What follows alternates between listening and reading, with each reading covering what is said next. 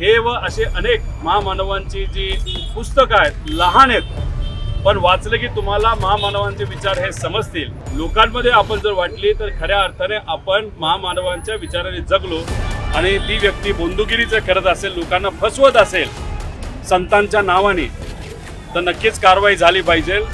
जे सर्व बंधुगिरी करणारे लोक हे महायुतीचं सरकार, भाजपचं सरकार आल्यानंतर डोकं का वर काढतात।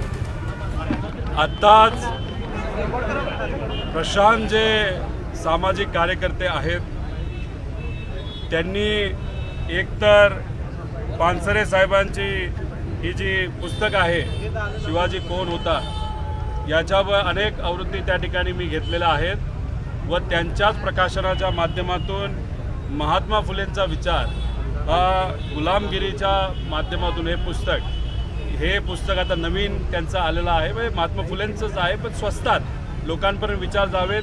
त्यामुळे हे दोन्ही मी विकत घेतलेले आहेत। मी सर्व आमदारांना, सर्व राजकीय नेत्यांना व कार्यकर्त्यांना आणि सामान्य लोकांना सुद्धा विनंती करतो, हे व असे अनेक महामानवांची जी पुस्तकं आहेत, लहान आहेत पण वाचले की तुम्हाला महामानवांचे विचार हे समजतील। जयंती निमित्ताने नाही तर दुसऱ्या कुठल्याही सामाजिक कार्यक्रमाच्या निमित्ताने तर वाढदिवसाच्या निमित्ताने अशा पद्धतीने पुस्तकं घेऊन लोकांमध्ये आपण जर वाटली तर खऱ्या अर्थाने आपण महामानवांच्या विचाराने जगलो असं आपल्याला त्या ठिकाणी म्हणता येईल। धन्यवाद। मनोहर म्हणून भोसले म्हणून एक बाळूमामांचा अवतार समजत होता, त्याला पोलिसांनी अटक केलेली आहे।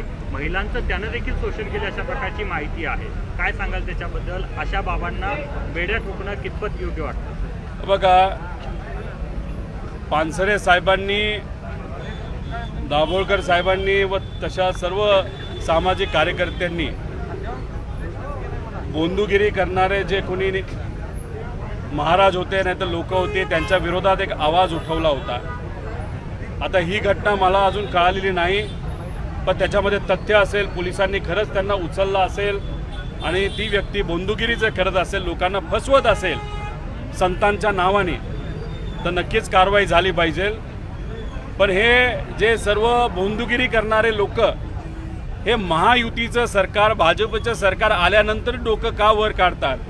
कारवाई केली जाते ती चांगली गोष्ट आहे, हे एवढं फोफावलं का गेलं याच्याकडे सुद्धा विचार केला पाहिजे। शेतकरी, कष्टकरी, विद्यार्थी नाही तर आता युवक 10,000ची नोकरी मिळावी यासाठी वनवन फिरतायत, पण खरात बोंधू बाबा 10 वर्षात 2,000 कोटीची मालमत्ता त्याची झाली आहे।